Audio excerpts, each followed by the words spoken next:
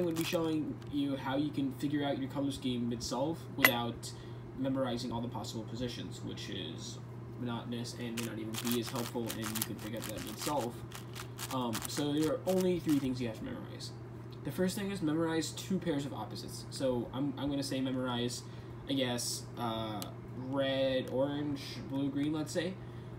They have similar wavelengths on the electromagnetic spectrum, so that might be easier. And then your yellow and white are going to be, you're going to know that if you start off with white, you're going to have to do yellow since these are already paired up. That's 1. 2, you have to memorize, so those are the first 2, and the last thing you memorize is one specific trio. And it should go like, if X is on the bottom, A is to the right of B. So my line that way is, if white is on the bottom, green is to the right of red.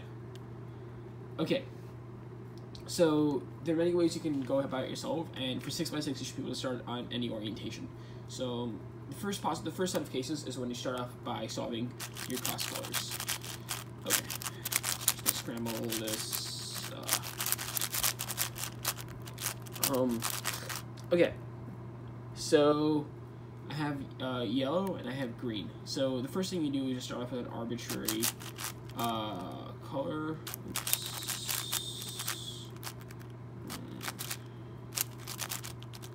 Alright, so I have red. And now I know that white is on the left. So if I hold 1 on the bottom, what am I going to get? I know that green is to the right of red. So that means green's going to go here. The green's here, blue is opposite to green. Right? So blue is going to be my next color. So that's how you memorize, you learn them, and essentially it's whatever rhyme you have, you just go about using the opposites from there. I'd recommend learning all 3 opposites. You can do it too, but it shouldn't be too hard to learn, and you will memorize them fairly quickly. Okay, so that's the first possible case.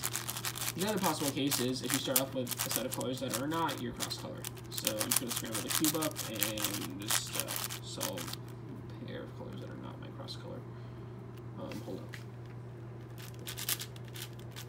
Should take less than 20 seconds, I think. Oops.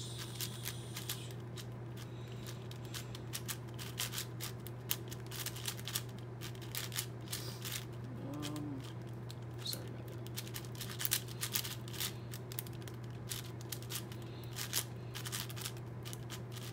Alright, there we go. Okay, so I'm gonna start off with these. So, like always, the first thing you do is you solve an arbitrary color in the middle. Your first 2 center recognition is just about the opposite, which I think most of you should have down if you're interested in this video. Okay, so yeah, this is the first possible case where you solve your cross color as your 3rd center. So here's my cross color, and then I have these 2. Which one is a part of my memorization? It's the red. So I know that green is to the right of red when white's in the bottom. So if white's in the bottom, that means green's here, blue's here. So I do green next.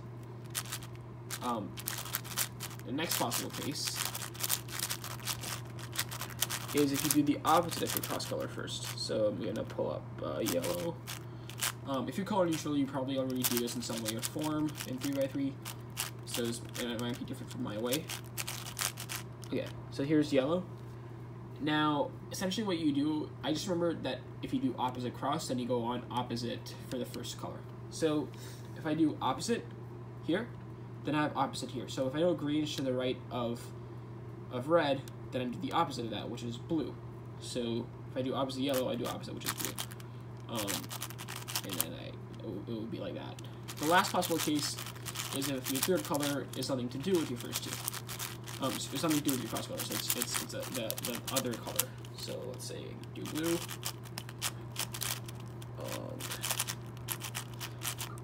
Okay, so here's blue. So this is a little tricky. Essentially what happens is you envision that you have your, you rotate it here, and you envision you have your cross color on the bottom. So you you don't physically rotate, but you do it like this. My cross color is on the bottom. This, I know green is to the left of red, which means orange should be to the left of blue because of the way, because blue and orange are the respective opposites. However, that is not the case. It is the other way around. Hence, yellow must go down here and white must go up top. So that is how you recognize it for the last cases. You just envision that your opposite color is there. Sorry, that your cross colors as on the bottom. So you sort of do an X, not entirely, but that's right. That's the hardest of the cases. That one is the only one that may take over. That where the recognition may not be instantaneous. And yeah, okay. So I'm pretty sure opposites should be pretty intuitive for most of you. And if you happen to screw up mid-solve, or you choose to solve a better option, which is not the ideal option, I do that pretty often actually, so do Felix Kevin, you can just use this algorithm to swap two opposite centers. Most of you should know this, so just 3R2, U2, D2, 3R2. And that works. So in this case, yeah, I should use that because that was wrong. And there we go. Thank you for watching.